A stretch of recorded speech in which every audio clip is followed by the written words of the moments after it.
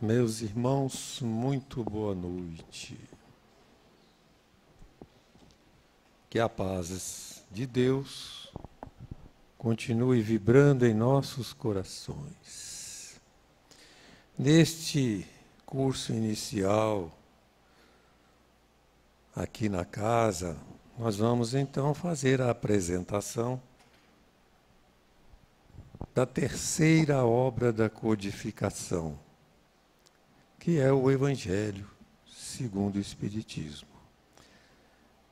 Essa obra foi publicada em abril de 64, com 25 capítulos, e foi novamente editada na terceira edição em 66, com os 28 capítulos que tem hoje.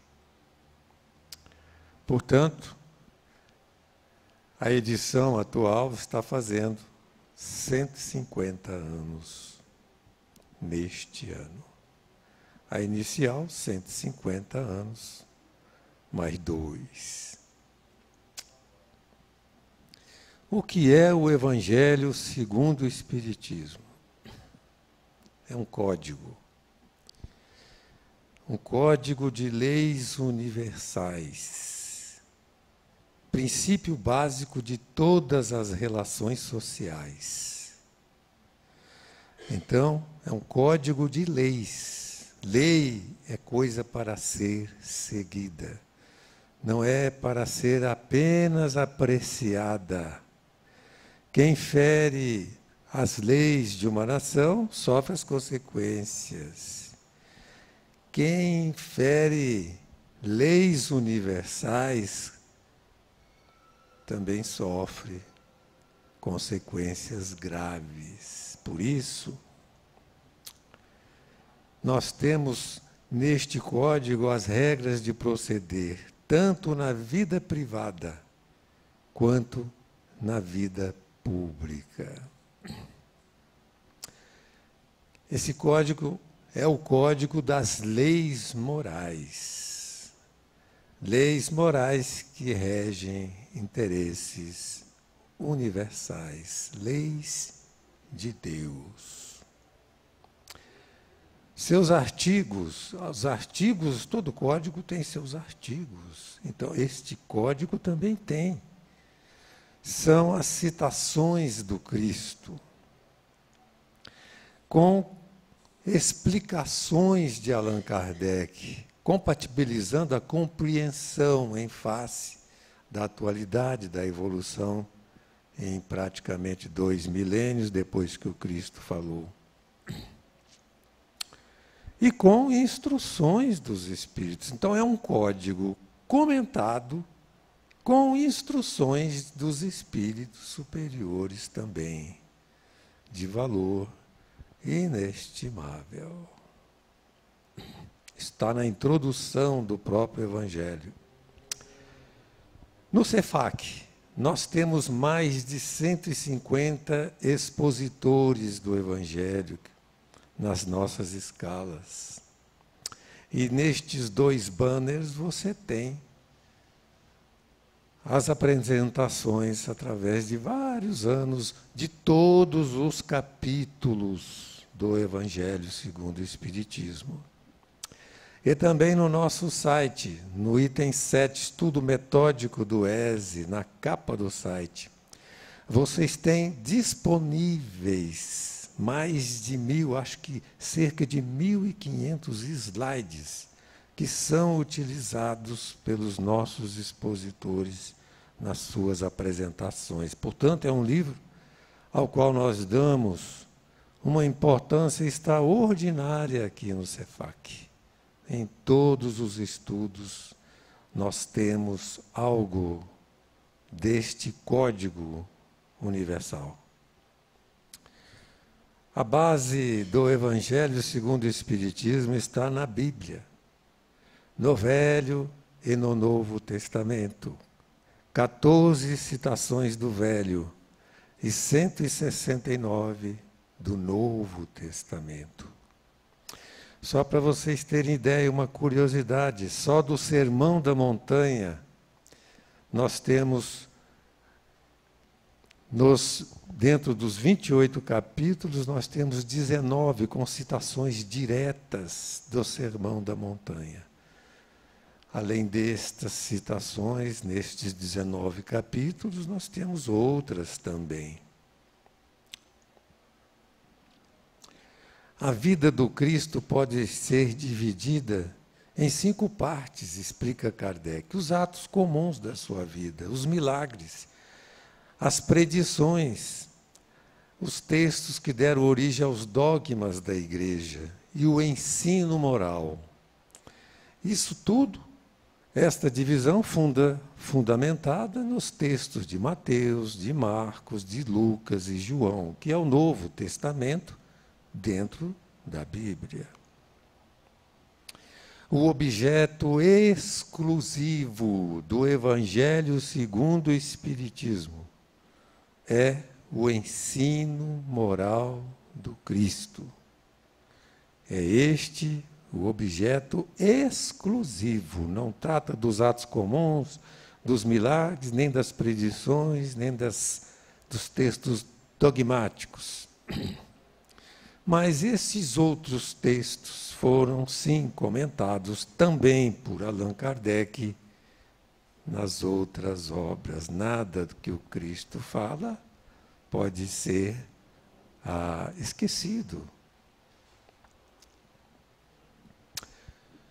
Kardec chama a atenção da importância de espíritos também luminosos que vieram antes do Cristo, como estes dois, Sócrates e Platão, que ele cognomina de precursores da ideia cristã e do espiritismo. Imaginem, estes temas foram abordados por Sócrates 500 anos antes da vinda do Cristo. Então, vocês vejam a grandeza desse espírito. Emmanuel o classifica como um dos mensageiros que Cristo mandou para preparar a própria vinda de Jesus, o Cristo. A didática do Cristo se fundamenta no amar. Ela está toda na Bíblia, no Novo Testamento. E o amor em todas as circunstâncias da vida. Mas como é que Jesus passou essas lições? Qual a sua didática? Utilizando o diálogo com o povo, aproveitando as circunstâncias do momento, falando as parábolas para que o povo deduzisse consequências das coisas que conhecia.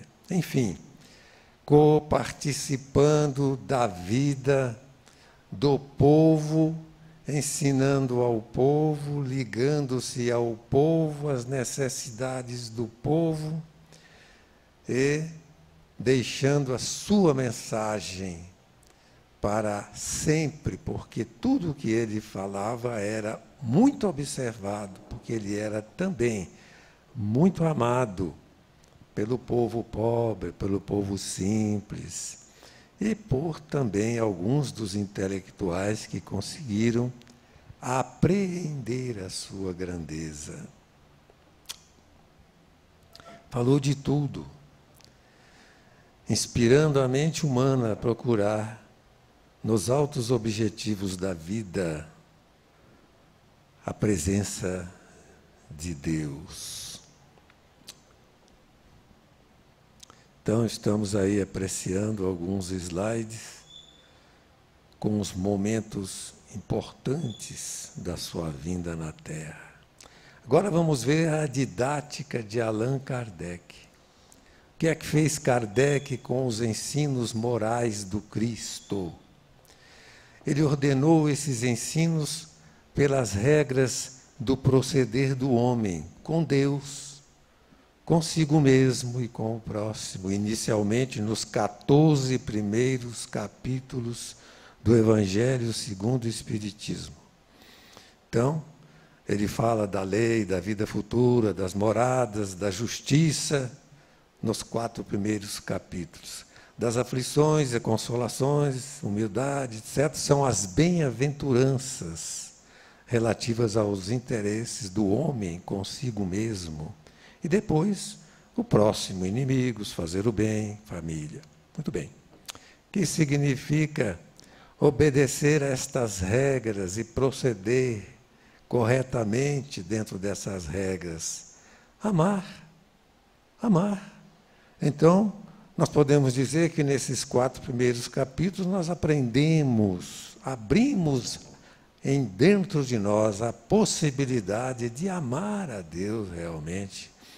E a mesma coisa acontece com as bem-aventuranças que tratam da felicidade, da nossa felicidade, que nós buscamos às vezes lá fora e ela está dentro de nós. E também amar o próximo, amar a Deus, a si mesmo e ao próximo. Muito bem. E desdobra as consequências disso tudo para todas as condições da vida. Que condições são estas?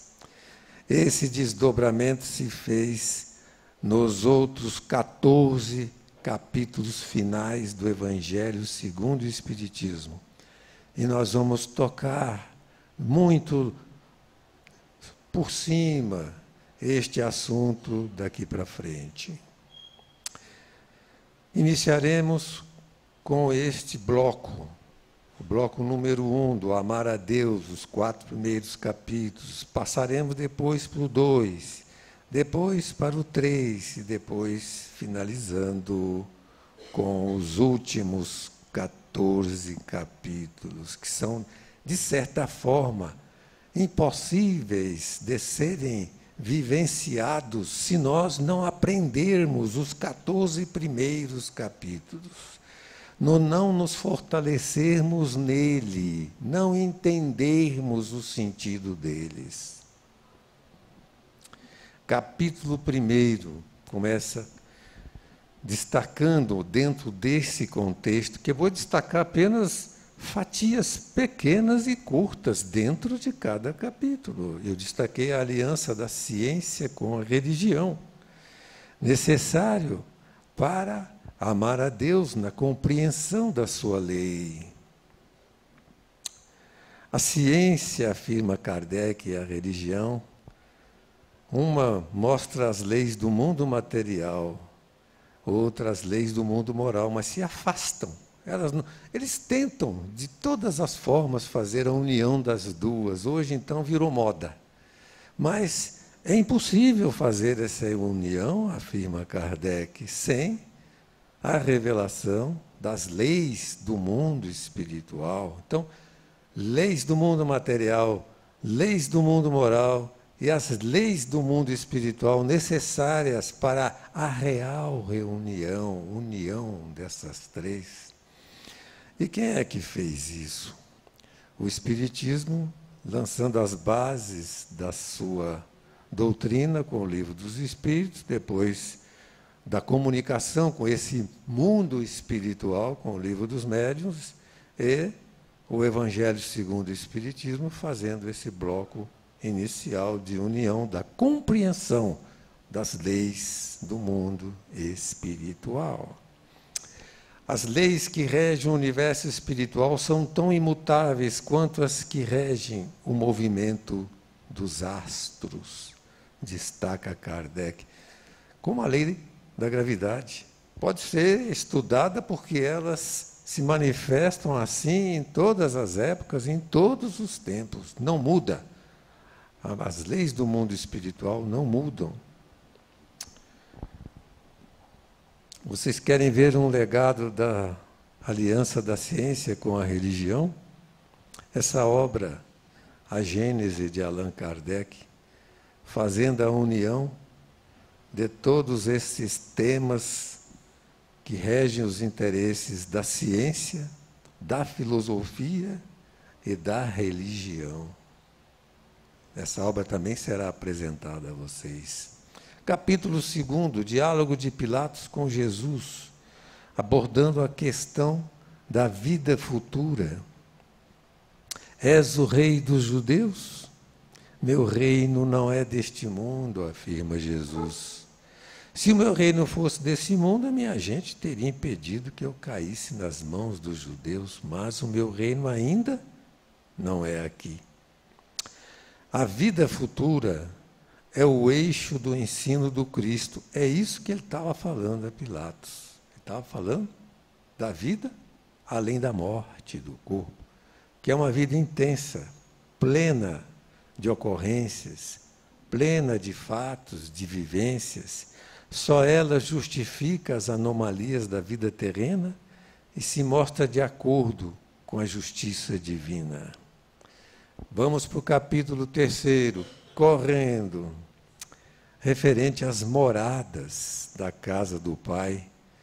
Nós não somos sem teto, meus irmãos. Nós sempre tivemos teto. Importante para amar a Deus. Não se turbe o vosso coração, credes em Deus, credes também em mim. Há muitas moradas na casa de meu Pai. Que moradas são essas? As diferentes moradas são os mundos que circulam no universo infinito. E aí, olhando para esse universo infinito, nós compreendemos que elas correspondem ao adiantamento dos espíritos que neles encarnam. Se não gostamos da Terra, por causa da vida social ainda tão atrasada, etc., existem mundos felizes, muito mais adiantados. A própria Terra tem um círculo que se estende ao mundo espiritual que nós desconhecemos, onde a vida é muito mais apurada. Nós estudaremos na série André Luiz. Capítulo 4, a reencarnação.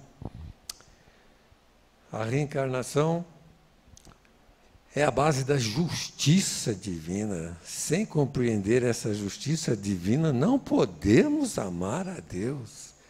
Diálogo de Jesus com Nicodemos. Ninguém pode ver o reino de Deus se não nascer de novo, afirma Jesus a Nicodemos. E ele diz: como pode um homem já velho tornar a entrar no ventre da sua mãe para nascer segunda vez? Ele entendeu o que Jesus falou. E Jesus deu uma explicação que é comentada nesse capítulo 4, explicada por Kardec. O que é nascido da carne é carne, o que é nascido do espírito é espírito. Fazendo a distinção entre corpo e alma.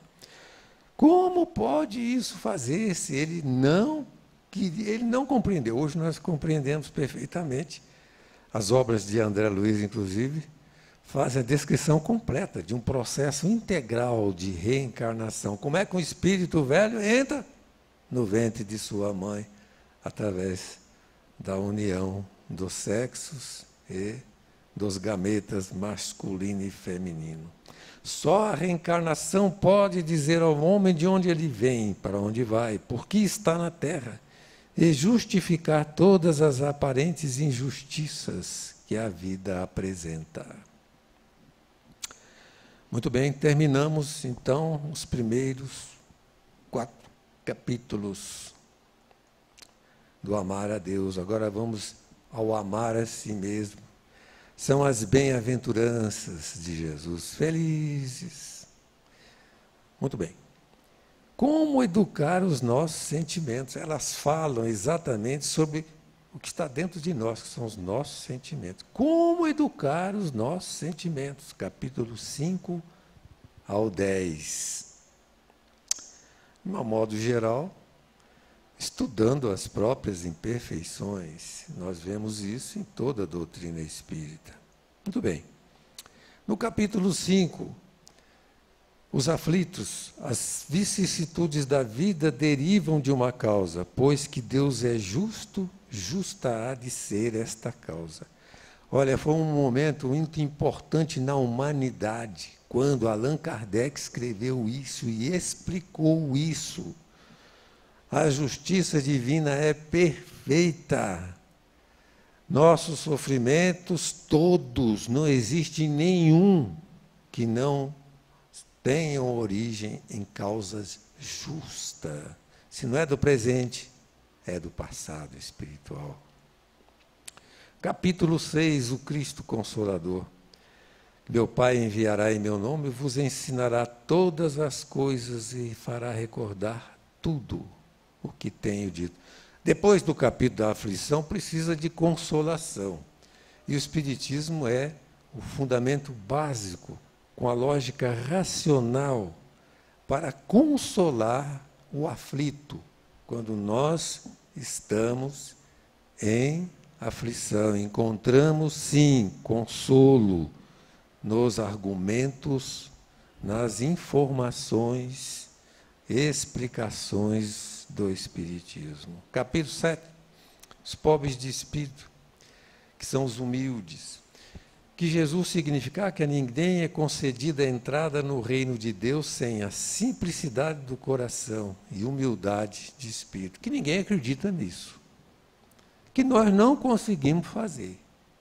Lição não aprendida de modo algum pela humanidade, de um modo geral, a não ser alguns destaques, que são, sim, exemplos para toda a humanidade. Mas nós precisamos dessas lições como aquele que está no deserto. Há muitos dias precisa de água. Simplicidade e humildade. Capítulo 8, os que têm puro coração. A verdadeira pureza não está somente nos atos, está no pensamento. Esse também é um momento extraordinário da humanidade, quando Jesus projeta isso na mente humana. E esse capítulo estuda as lições, os argumentos de Jesus. Todo mundo pensava que eram os atos, a formalidade escondia o que está no nosso interior, e dali para frente ficamos sabendo. Tudo é visível. Inclusive, o Espiritismo veio mostrar que nossos pensamentos e sentimentos são vistos, são coisas, existem, são realidades expressas no mundo espiritual.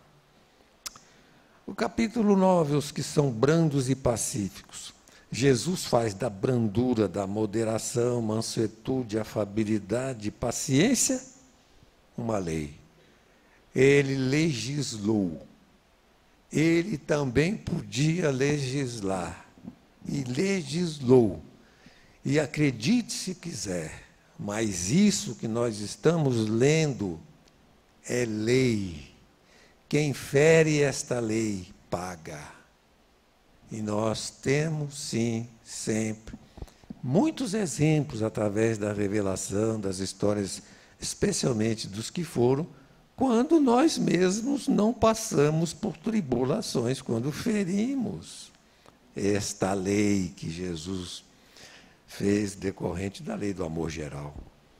Os que são misericordiosos, se não perdoardes aos homens quando vos tenham ofendido, também vosso Pai Celestial não vos perdoará os pecados. Então a gente lê isso como se fosse uma história da carochinha. Dá vontade até de dormir nessas coisas. Acontece o seguinte, o que nós mais precisamos é sermos perdoados. Nós somos, na verdade, essencialmente espíritos altamente comprometidos com o passado. Não existem anjinhos morando na Terra. A Terra é uma penitenciária, meus irmãos, coletivamente falando, e um hospital para penitenciários. Então, nós precisamos de perdão, mas ele só acontece quando nós perdoamos. Entender esse mecanismo é o assunto do capítulo 10 do Evangelho segundo o Espiritismo. Fim desta sequência do 5 ao 10. O 11, amar o próximo. Amar o próximo, né, é aquela história muito conhecida, ninguém desconhece essa afirmativa do Cristo, respondendo a um fariseu sobre qual o maior mandamento. Ele responde: amarás o Senhor teu Deus de todo o teu coração, de toda a tua alma, de todo o teu espírito. E amarás o teu próximo como a ti mesmo. Toda a lei e os profetas se acham contidos nesses dois mandamentos. O efeito do amor ao próximo, meus irmãos, é o melhoramento da humanidade. Isso tudo que está acontecendo no mundo, por que acontece? Porque não existe amor em nossos corações. Amor ao próximo, existe egoísmo, tudo é meu, tudo é para mim, para minha família, para o meu conforto, para os meus interesses, para as minhas necessidades. E quando alguém alcança as alavancas que permitem esses confortos e etc., se esquece do próximo, que está, às vezes, bem próximo, dentro de casa, dentro do ambiente de trabalho, e etc. Vamos lá. Capítulo 12, amar os inimigos. Esse é o capítulo. É para pouca gente acreditar nele, mas é melhor acreditar. Está no Código de Leis Divinas. Amar os inimigos. Amai os vossos inimigos, fazei o bem aos que vos odeiam e orai pelos que vos perseguem e caluniam. Só um Cristo de Deus podia falar uma coisa dessa, né? Só. E ser acreditado, porque nós podemos acreditar nisso, meus irmãos. Decorre do perdão que precisamos também. Você não tem saída, ou você perdoa e, de certa forma, ama, compreendendo que a palavra amor aí não é essa de dar beijinho. Kardec explica muito claramente no capítulo, amor é inimigo, não é esse amor que nós temos com os amigos, etc. É apenas o respeito, compreensão, desejo do bem, não desejar o mal, essas coisas. Aproxima de Deus a criatura. E se você não ama, dentro desse novo conceito de amor, você tem ódio. E se você tem ódio, você se afasta de Deus. Não tem saída. Quem guarda ódio no coração, se afasta de Deus. É bom? Não. Isso fere a lei divina, o Código Universal do Amor. E você e nós pagamos por isso. Capítulo 13, como fazer a caridade. Como fazer o bem. Jesus destacou um fato corriqueiro das circunstâncias, chamou os discípulos e disse: essa viúva deu muito mais do que todos. Uma pobre mulher, 2 moedinhas de 2 centavos. A menor moeda que existia. E por que ela deu mais que todos? Os outros deram do que sobra e ela do que falta. Deu tudo o que tinha para o seu sustento. Inacreditável. Essa mulher está na mente da humanidade até hoje, prestando um serviço extraordinário. Nisso, nós temos nesse capítulo que o sacrifício faz parte do amor. Quando a gente fala de amor, o sujeito quer logo estar sem problemas. Sem problema, tudo feliz. Não. Sacrifício faz parte do amor. É coisa séria. E vamos ao 14. Os deveres a honrar. A nossa família é a família universal. Nós somos irmãos uns dos outros. Fazendo o bem ou fazendo o mal a quem quer que seja, nós estamos ofendendo os interesses da nossa família, como espíritos, filhos de Deus. Então, em Marcos, Lucas e Mateus, Jesus recorda: sabeis os mandamentos. Não cometereis adultério, não matareis, não roubareis, não prestareis falso testemunho, não fareis agravo a ninguém, honrai a vosso pai e a vossa mãe.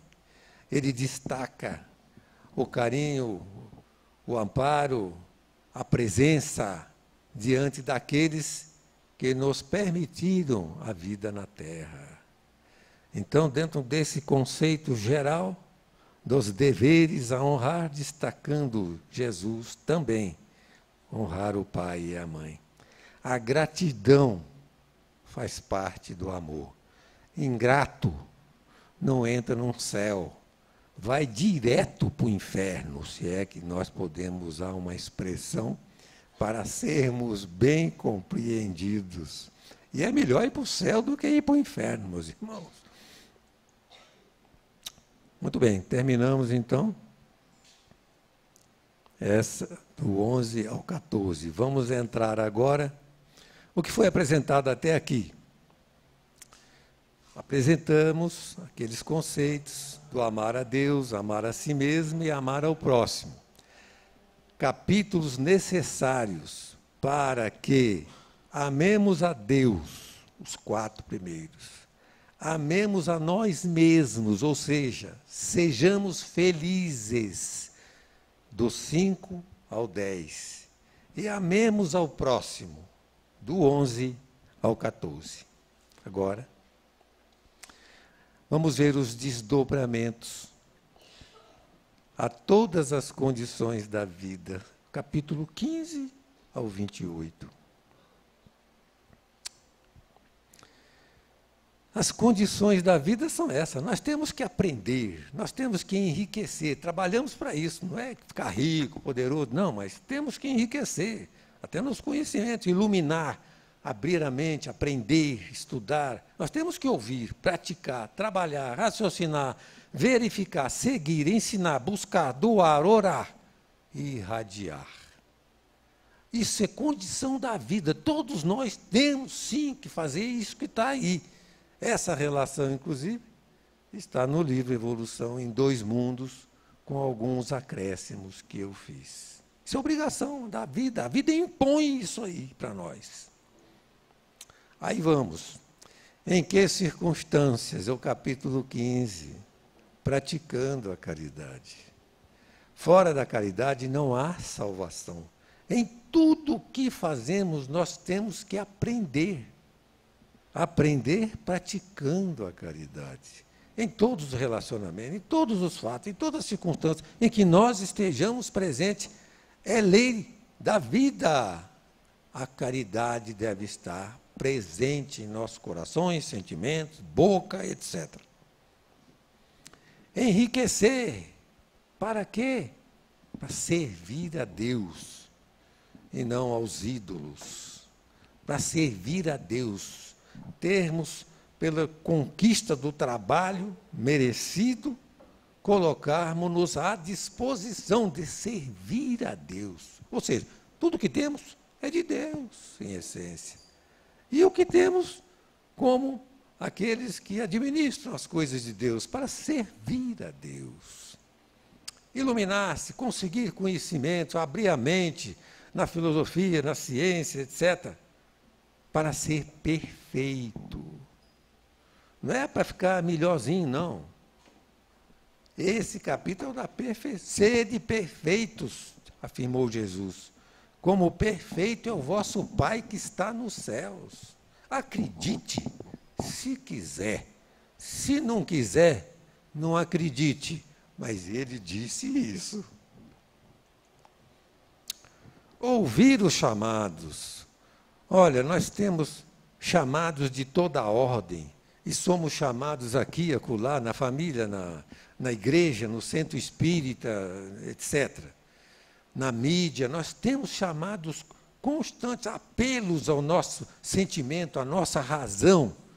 Nós temos que ouvir os chamados. E Jesus fez alguns, nos desligando de interesses materiais, de interesses familiares, para servir a Deus, sim, sem esquecer a família, sem esquecer a sociedade, abrir a nossa mente para o nosso programa diante de Deus.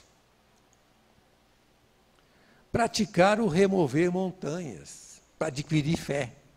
Todo obstáculo que aparece em nossas vidas é uma montanha, é um problema que deve ser vencido. E nós só adquirimos fé através desse mecanismo vencendo os obstáculos, exercitando-nos, e não ficando aí pensando que a fé vai cair do céu. Agora eu quero ter fé. Vai querendo, vai querendo. Trabalhar até a última hora. Não ficar esperando a solução dos problemas do mundo com Deus e os seus mensageiros para resolverem sobre a guerra, sobre a paz, sobre o equilíbrio da sociedade, etc. Nós temos que trabalhar até a última hora, quer dizer, até quando pudermos. Raciocinar também, nós não podemos deixar de raciocinar, nós temos que distinguir o falso do verdadeiro. Haverá no mundo, disse Jesus, falsos cristos e falsos profetas, que poderiam enganar até os seus discípulos, se isso fosse possível. Ele afirmou isso. Então, quantos tolinhos tem nesse mundo acreditando em falsos profetas? Nós não precisamos ser um deles, porque nós temos inteligência e podemos raciocinar. Evangelho é isso também. Verificar, antes de casar, antes de fazer sociedade, antes de se unir em qualquer projeto, unir se Deus juntar, se as coisas couberem na lógica da razão, dos interesses verdadeiros. Tem gente que se casa por interesses obscuros. E aí é infeliz depois e cria uma série de problemas para a sociedade, para ele mesmo, etc. Unir é o capítulo do casamento, da união, etc., e da separação também. Seguir a moral estranha, aquela que nos recomenda abandonar pai, mãe, sociedade, bens, fazendas, etc., para trabalhar nos projetos de Deus. Mas precisamos compreender a alma dessa questão, para não virarmos uns fanáticos idiotas que, não compreendendo, não passam de criaturas a serem mais um peso para a sociedade. Ensinar, quer dizer, você sabe alguma coisa? Você tem a obrigação. Mostrar o que sabe, expandindo a sua luz, que é o seu conhecimento, onde você estiver, e não botar a luz debaixo da cama, não colocar a luz sob o alqueire. Buscar até achar. Busca e acharás, disse Jesus. Nós, às vezes, queremos que venha, né? Nós temos que buscar. Nós temos que buscar. E buscar até achar. Temos que saber o que é que nós estamos querendo buscar. Nós temos que raciocinar. Tudo é lógico no Evangelho. Evangelho não é coisa para quem não tem inteligência, não. É para quem tem muita, muita. Então, até a questão de achar o que nós queremos, temos obrigação. Se já estamos enxergando que é necessário chegar lá, nós temos que chegar, sim, usando os meios da inteligência, do crescimento e todas as outras possibilidades possíveis. Doar o que de graça receber, especialmente as coisas da mediunidade. A recomendação do Cristo foi aplicada por Kardec, dentro desse conceito de que tudo que recebemos sem termos feito um trabalho profissional, propriamente dito nessa questão, devemos dar de graça, porque foi de graça que recebemos. Tudo baseado nas expressões do Cristo. Orar, pedir até obter. Mas eu já pedi e não obtive. É porque nós não sabemos pedir. É porque pedimos o que não é possível ser concedido. Então, nós temos que pedir, mas temos que também, estudando a doutrina espírita, saber o que é possível ser pedido, o que é lógico. Porque Deus não é um brincalhão que concede a uns e aos outros só porque pede. Então, isso tudo está no contexto. Irradiar. Observar a coletânea de preces, meus irmãos. Nós temos obrigação de irradiar. Na verdade, se nós cumpríssemos bem o que tem dentro desse capítulo, nós passávamos o dia inteiro fazendo irradiação, prece. Prece é radiar, irradiar forças para outras pessoas. E Kardec fez uma lista dos nossos compromissos nesse sentido. Então, nós temos que passar o dia inteiro irradiando, se formos atender a todas aquelas observações que Kardec fez, mas podemos atender algumas por dia. Deixarmos de sermos egoístas, tendo força, poder de agir, de influenciar, de ser útil, porque tanta coisa na mídia, nosso pensamento vai lá na Síria em menos de um segundo. E ajuda. Claro que não tira a fome da boca de quem está lá, morrendo de fome, mas ajuda. Pensamento é força viva, expressão do amor, da caridade, do sentimento, materialização de forças plásticas na realidade espiritual, influencia as diretrizes de governantes, etc. E nós estamos precisando fazer muita pressa, porque o negócio está parecendo que está pegando até nós. Muito bem. Fim desta apresentação não é sumária, não. É, vamos dizer assim, acanhadíssima dentro de um sumário, porque não tem quase nada. Você quer um modelo para seguir? Você quer um modelo? Deus. A força universal que sustenta toda a criação, que Ele mesmo criou. Pode pegar, por exemplo, as leis de Moisés e seguir. Vocês vejam que nós não fazemos quase nada daquilo ainda. Ou pegar as leis morais que estão filosoficamente detalhadas no Livro dos Espíritos, na terceira parte do Livro dos Espíritos. Vocês lembram das leis de sociedade, lei da adoração, lei do trabalho, da liberdade, da igualdade, da justiça, do amor, da caridade, né? Da reprodução, da destruição, enfim.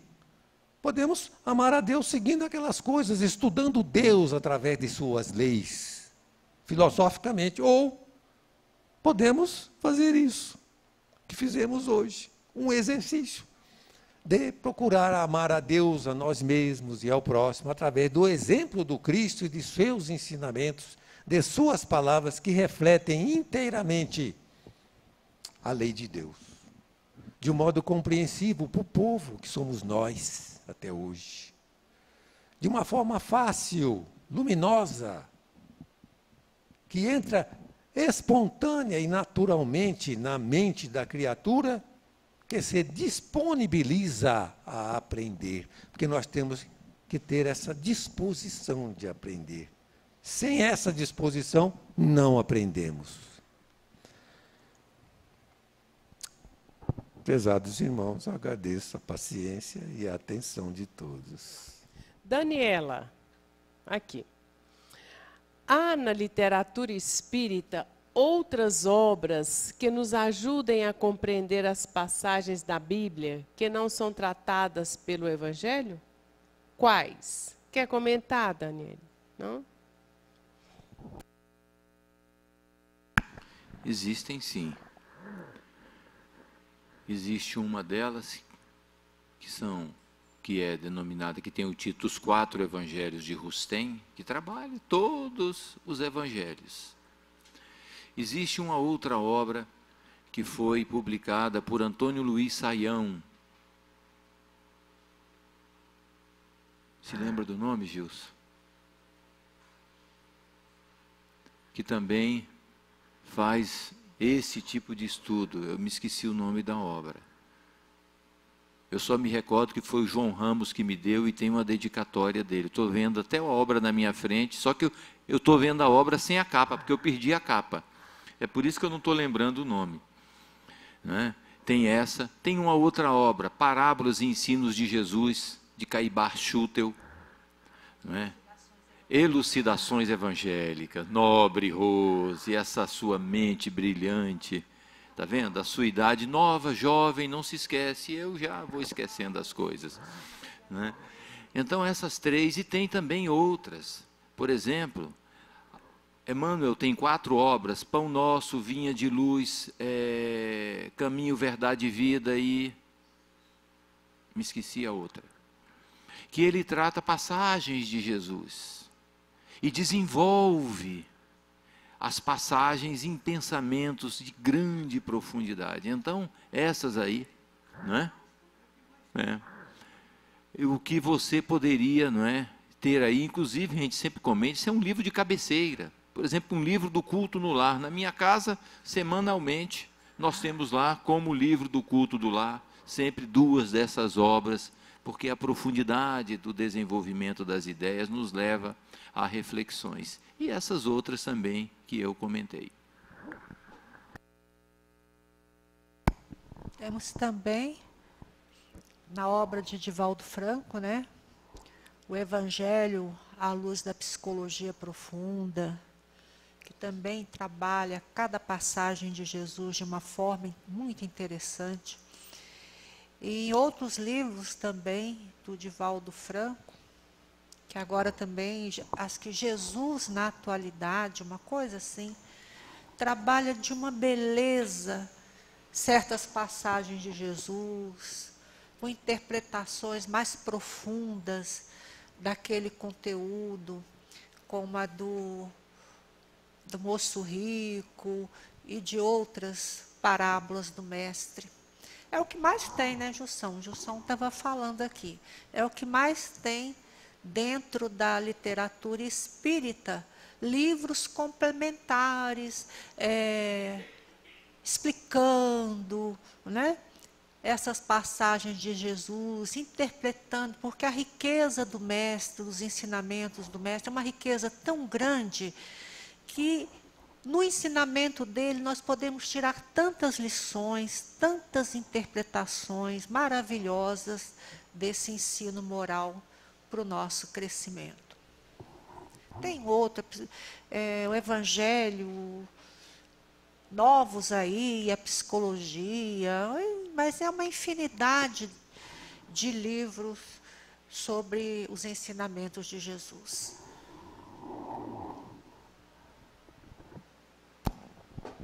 Rogério. Rogério faz 2 perguntas. A primeira: quando que pecamos contra o Espírito Santo? Quer comentar sobre essa pergunta, Rogério? Não?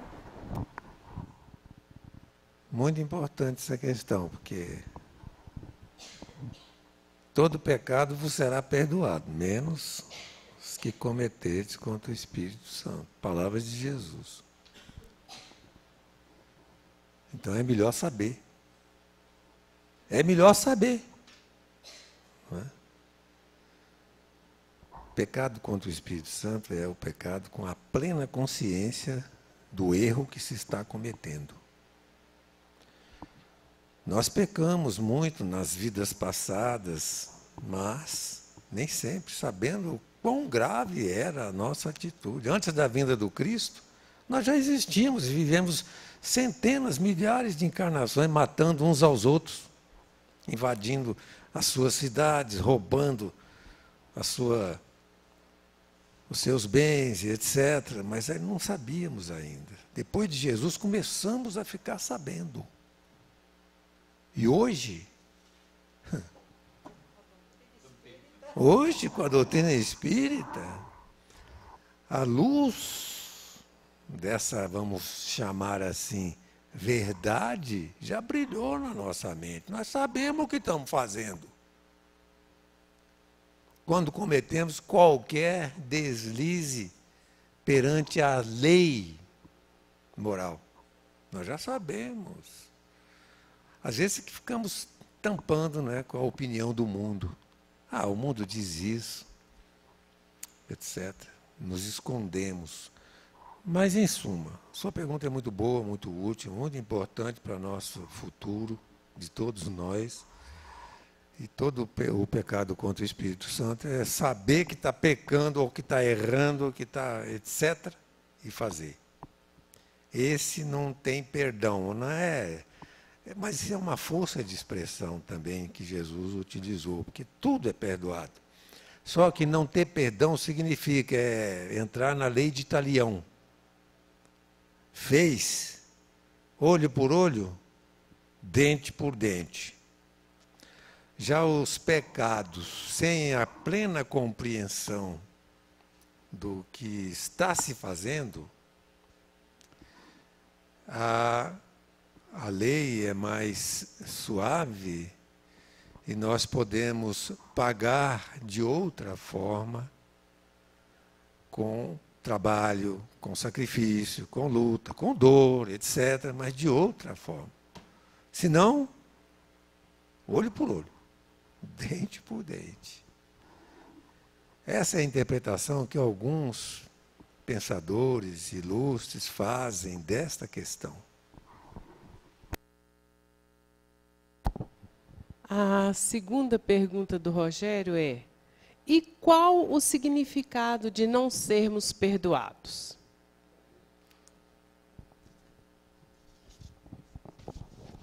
Para frente. Fernando Igrejas. Tá ok. Essa questão de perdão é muito interessante, né? E mexe com os nossos pensamentos. Na verdade, o perdão de Deus para todos nós são as oportunidades de reparação que todos nós teremos. Todos nós teremos. Mesmo pecando contra o Espírito Santo, consciente do que estamos errando, rebeldes às leis de Deus, nós teremos as oportunidades da reparação. Como o Gils falou, de uma forma mais dolorosa, através da expiação, sentindo em nós, nas próximas existências, ou na vida presente, ou até em várias existências, dependendo da gravidade do erro, o mal que fizemos ao outro. Por quê? Para nós fixarmos aquele aprendizado devido à nossa rebeldia. Aí precisamos do sofrimento, da expiação. Então, a forma de perdoar, e Deus perdoa todos nós, é nos dando a oportunidade da reparação. E só aproveitando, já que a Rose fez esse comentário, decorrente desse fato, nós podemos pensar a importância que representa para todos nós o entendimento e a aceitação da reencarnação. Porque a reencarnação é justamente a prova da justiça divina, agindo em nosso benefício. A reencarnação é o instrumento depurador, pelo qual o nosso espírito tem a oportunidade de trabalhar, de reencontrar, de ressarcir os débitos que foram cometidos no passado, de reatar laços que no passado foram rompidos pelos mecanismos do ódio, da aversão e tudo mais. Aceitar essa ideia é compreender plenamente a justiça divina. E como acrescentou muito bem o Edilson, reencarnação é o quê? É o exemplo do perdão de Deus a todos nós, nos dando novas oportunidades da reparação, do aprendizado, e até de pagarmos o mal que nós fizemos ao outro com o bem.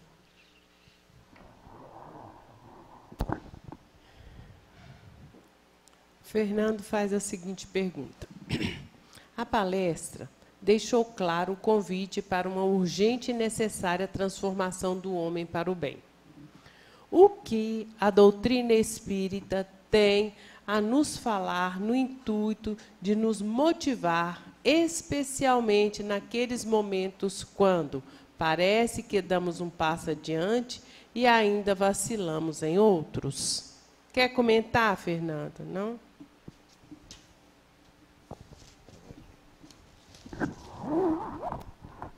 É a lei da natureza isso, né? nós estamos numa direção. Para mudar essa direção, precisa de um esforço. Precisa vencer certas forças.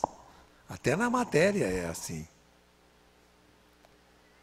Para mudar a direção de uma coisa que está se deslocando, tem que ser aplicada forças em sentidos, direções que não sejam as mesmas. Então, muitas vezes vivemos acomodados às circunstâncias de quem vai viver essa vida e pronto. That's the question, dizem os americanos. Precisa realmente encontrar onde buscar as forças, que elas estão dentro de nós, elas não estão fora. Na matéria, a força a ser aplicada é fora do bloco que está em movimento. Mas na criatura, na mente humana, é dentro. E aí, nós temos que usar uma ferramenta que se chama vontade, que é do Espírito.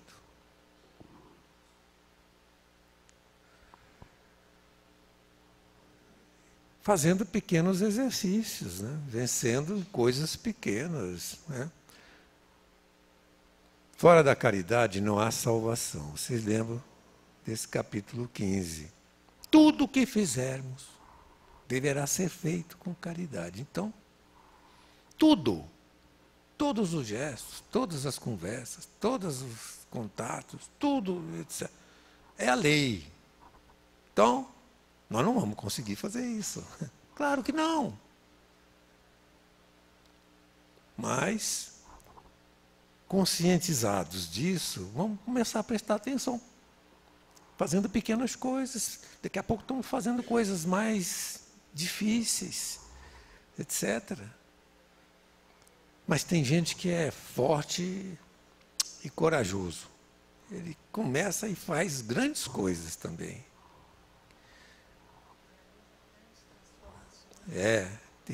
Tem gente que realiza grandes transformações, porque o seu espírito já está preparado. Eu faço votos que o seu esteja e que você consiga fazer o que deseja, na verdade.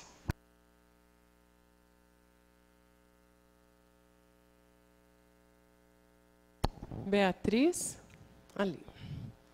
João é o Elias que esperavam. Pode ter essa passagem de Jesus interpretação como o tema da reencarnação, além da passagem como Nicodemos? Existem outras passagens? Quer comentar, Beatriz? É esta mesmo, e o próprio Evangelho desenvolve essa ideia, mostrando esta narrativa e trazendo essa afirmação. Ali nós temos a prova do processo da reencarnação. Mas nesse capítulo também da reencarnação, existem outras demonstrações, não é? Inclusive trazidas do Velho Testamento, onde nós verificamos também a existência deste processo e que estão ali, não é, identificados claramente.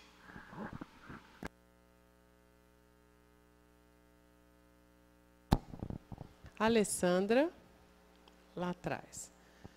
Para o Espiritismo, o que é ou quem é o Espírito Santo? Quer comentar, Alessandra?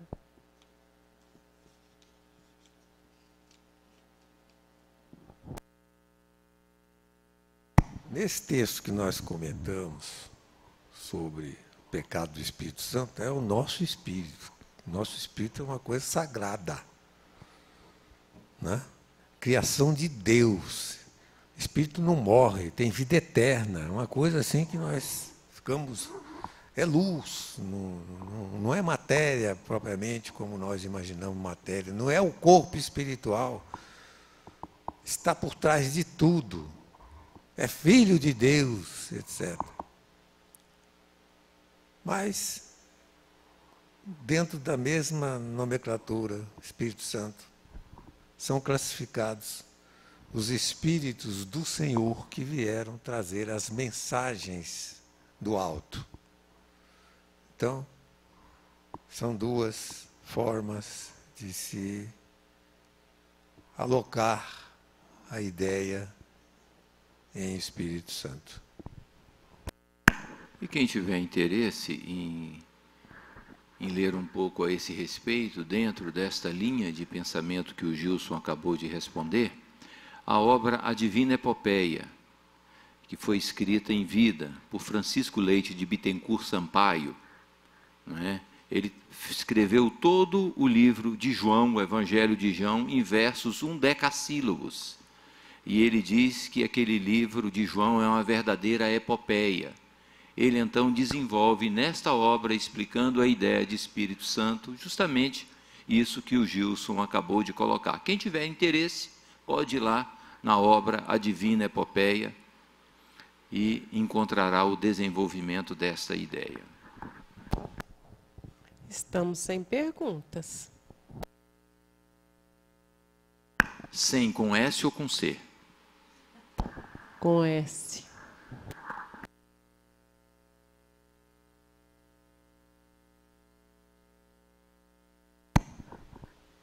Ouçam os ventiladores. Que delícia! Refrescante, suave. Não é? E você, Rose? Está bem refrescante com os estudos do Evangelho? Satisfeita consigo mesmo?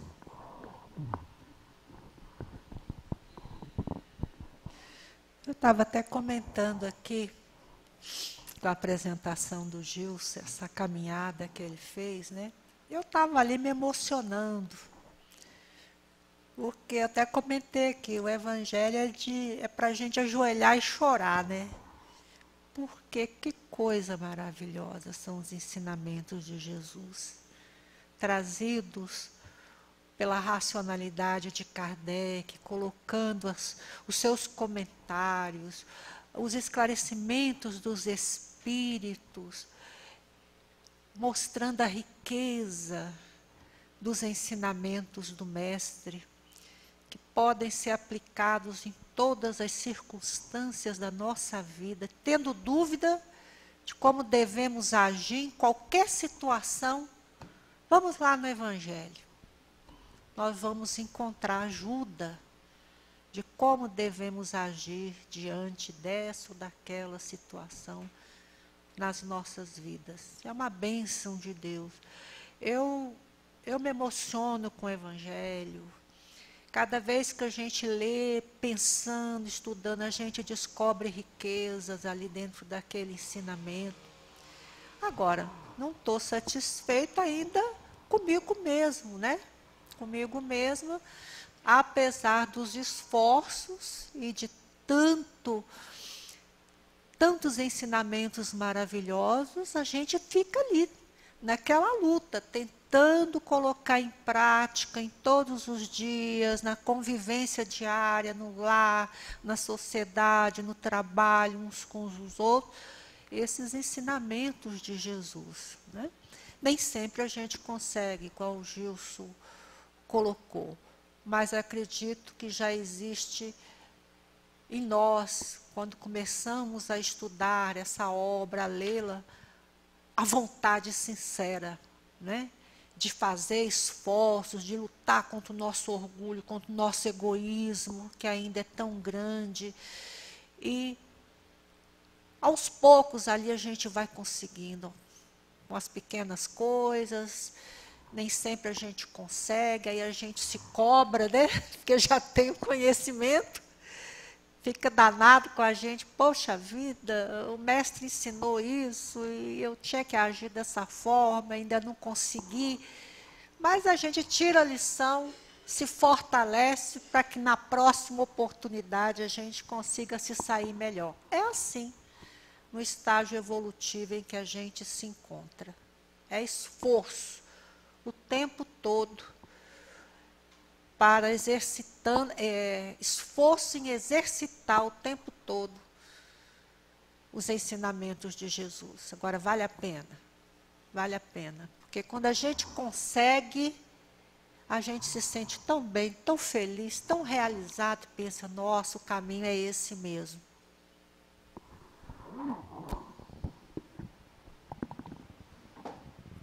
Beatriz, novamente.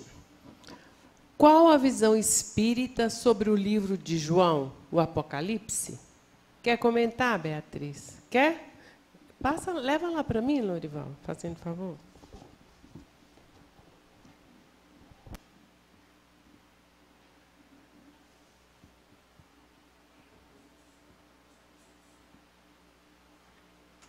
Boa noite. Porque o Evangelho segundo o Espiritismo concentra basicamente em o Evangelho de Jesus. Então, a partir da morte dele, a partir de Atos dos Apóstolos, por exemplo, não existe, eu pelo menos não vejo no Evangelho segundo o Espiritismo uma citação sobre isso. Eu queria saber sobre as epístolas dos apóstolos, qual livro que eu posso pesquisar e tal, e sobre o Apocalipse de João.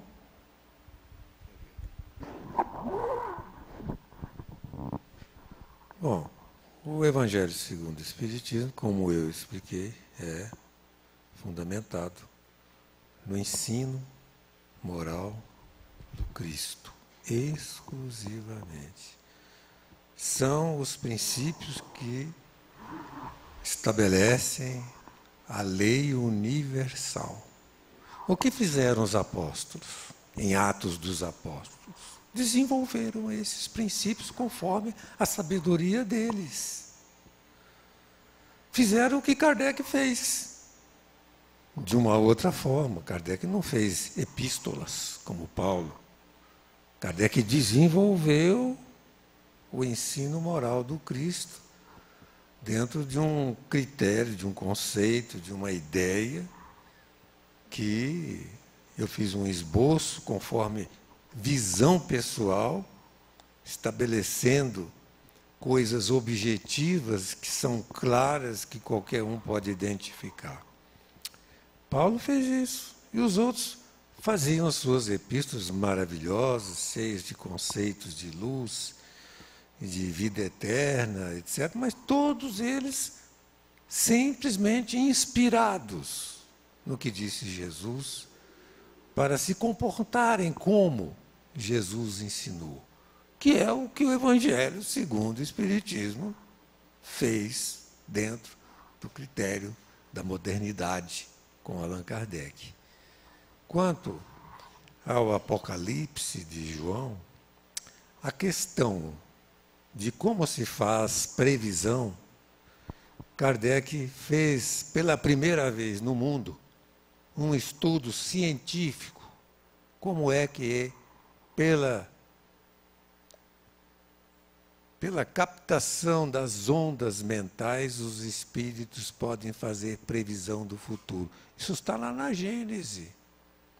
A Gênese, na verdade, ela tem por título a Gênese, os milagres, porque lá tem uma série daquilo que se chama, que se conceituou como milagres, que não são milagres. Porque Jesus não derrogou nenhuma lei da natureza, ele utilizou as leis da natureza. E Kardec coloca no título a Gênese, os milagres, explicando o que são os milagres e as predições. Então, nós temos predições fundamentadas no Apocalipse, como uma obra que também nós precisamos estudar, sabendo que as coisas vão mudar no nosso mundo. A linguagem espírita para a transformação da humanidade se fundamenta exatamente nos princípios dos avisos que João deu à humanidade. Certo? Com a linguagem dos tempos modernos, facilitando uma melhor compreensão, porque nem todo mundo que lê lá o Apocalipse de João sabe o que está falando quando começa a querer entender e começa a querer explicar. Tem obras espíritas que explicam aquele Apocalipse do João. parágrafo por parágrafo, do Nelson. Nelson de quê? É um livro muito interessante e tal. Bom para ser estudado, sim.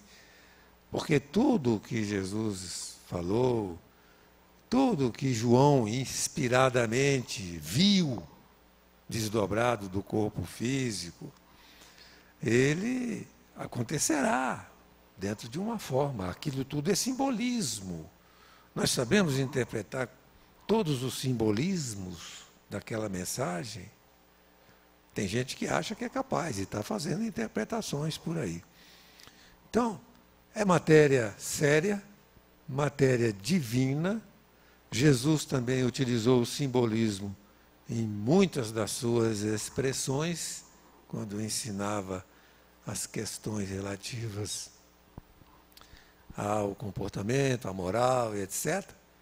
E nós temos que olhar essas coisas como quem quer aprender e estudar. Não tem outra coisa para dizer. Porque um dos processos que nos prendem a estas questões de previsões é o tempo. E não existe tempo marcado em nenhuma previsão. A teoria espírita sobre o tempo de ocorrência das previsões está em A Gênese, inclusive, e comentado em outras obras por Kardec. Não é possível estabelecer uma data fixa, porque quem faz o futuro é o pensamento. Se o pensamento muda, esse futuro também muda. Se o pensamento coletivo muda, o futuro muda. Porque Deus age, e Deus não é um homem, conforme uma justiça integral. Se houver mérito no caminho, esse mérito será considerado.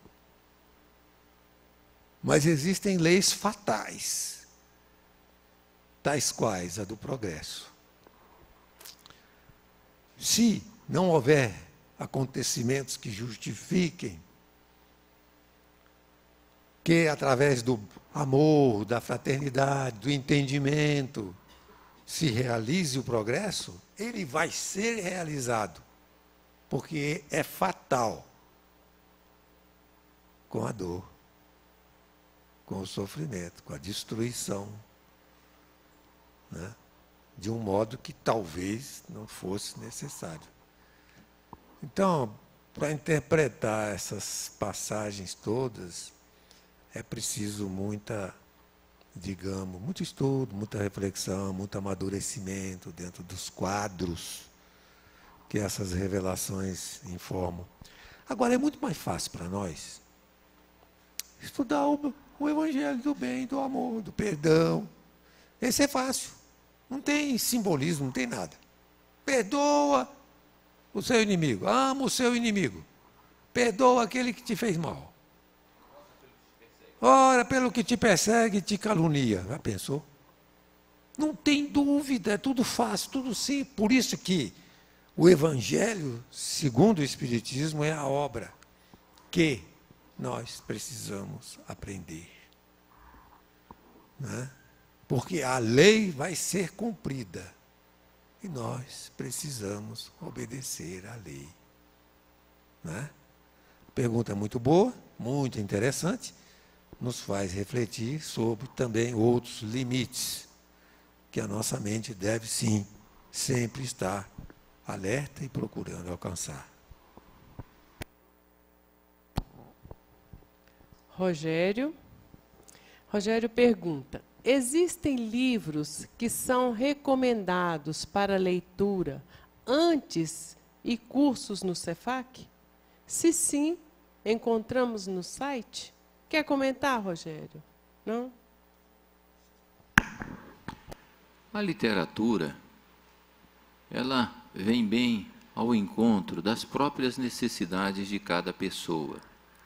Algumas pessoas se interessam mais pelas obras dos romances espíritas. Outros se interessam mais pela coleção da apresentação e da abertura do mundo espiritual que é feito pelas obras de Emmanuel. Outros gostam das obras básicas da doutrina espírita. Essa questão de direção, isso não existe, depende muito de cada um. No entanto, não é, o Evangelho é aquele livro que nós temos que ter ali constantemente como o nosso livro de leitura diária. O livro dos Espíritos é a base, porque todas as ideias e até os desdobramentos das outras obras têm como base o livro dos Espíritos. Mas cada um adequa à sua necessidade, e não existe um padrão. Para se iniciar os estudos da casa, você tem que ter lido isso, aquilo ou aquilo outro. Isso não é necessário. Normalmente as pessoas que aqui chegam, e nós já fizemos essas perguntas diversas vezes, a maioria das pessoas já leu diversas obras da doutrina, romances de Emmanuel, ou os romances mesmos que não são de Emmanuel, não é? André Luiz, aquelas obras da Valquíria, né? Violetas na Janela, obras do Luiz Sérgio, e as pessoas conhecem uma infinidade, porque hoje a doutrina espírita, ela é encontrada em qualquer livraria.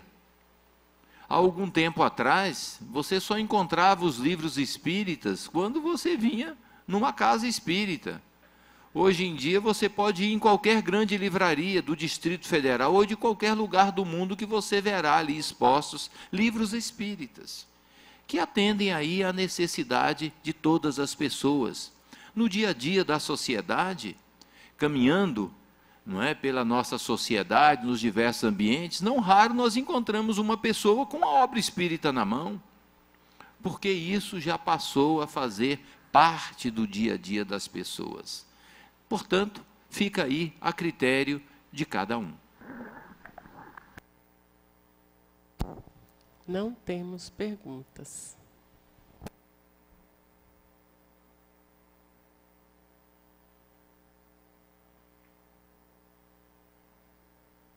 Mas só diante disso, o que nós podemos falar, não é, até dando continuidade, o que não falta na doutrina espírita são obras.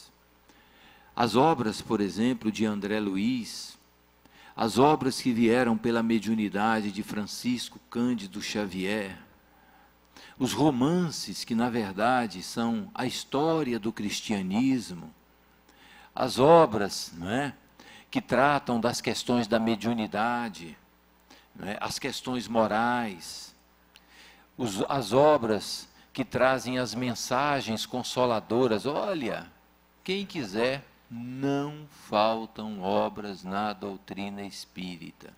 A cada dia você tem, ou pode, não é, estar tendo em mãos um novo conteúdo que fará a sua mente brilhar com ideias, pensamentos, movimentações no seu campo de ação, que são ativadas por leituras edificantes que a doutrina espírita nos oferece.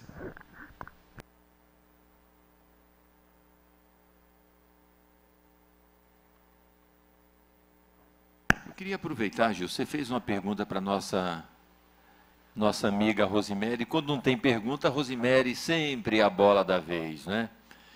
E ela fica satisfeita com isso, né, Rosi? Fica, isso.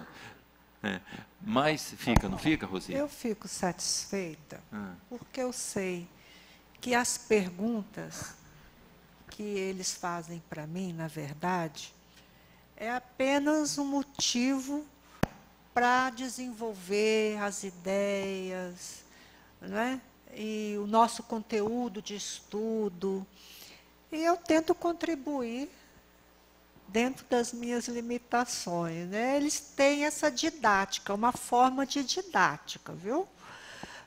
Para dar continuidade aos nossos raciocínios. Eu acho as perguntas sempre muito bem-vindas, porque elas nos fazem sempre refletir e aprender. Mas eu fiz o comentário, mas eu queria perguntar, era o Gilson. Nós acompanhamos aqui no IED, e durante um bom tempo a apresentação do Evangelho era outra. E você repaginou o Evangelho. Isso que a Rosi comentou, das reflexões que ela fazia no momento, eu também fazia ao ver. E eu queria saber, Gilson, o que te motivou a essa mudança? O que é que você buscou com essa mudança? Porque ela foi muito, as pessoas, alguns aqui podem já ter assistido a outra, mas nós acompanhamos muito, não é? O que motivou a sua mente, não é, a fazer uma mudança assim, que trouxe essa clareza da questão moral? A motivação que me fez mudar a apresentação do Evangelho, que eu fazia baseado na introdução do Evangelho, e ficava na introdução, porque a introdução do Evangelho segundo o Espiritismo é monumental. Ela até é de uma riqueza extraordinária, tanto é que eu fazia a apresentação do Evangelho só pela introdução. Foi o sonho que eu sempre tive e nunca pude realizar, porque nunca tive condição para isso, de depois de 50 anos de trabalhar o Evangelho no Espiritismo, conseguir fazer, numa só reunião, uma apresentação, passando, correndo, mas muito correndo mesmo, pelas ideias fundamentais de cada capítulo. Isso, para mim, foi um presente, né, da vida, né? Conseguir fazer isso que eu fiz hoje. Apresentar o Evangelho, passando por todos os capítulos, não, em 45 minutos, tentando dizer alguma coisa que fosse útil. Foi um esforço. E eu fico muito feliz até que você tenha observado isso. Encerramos.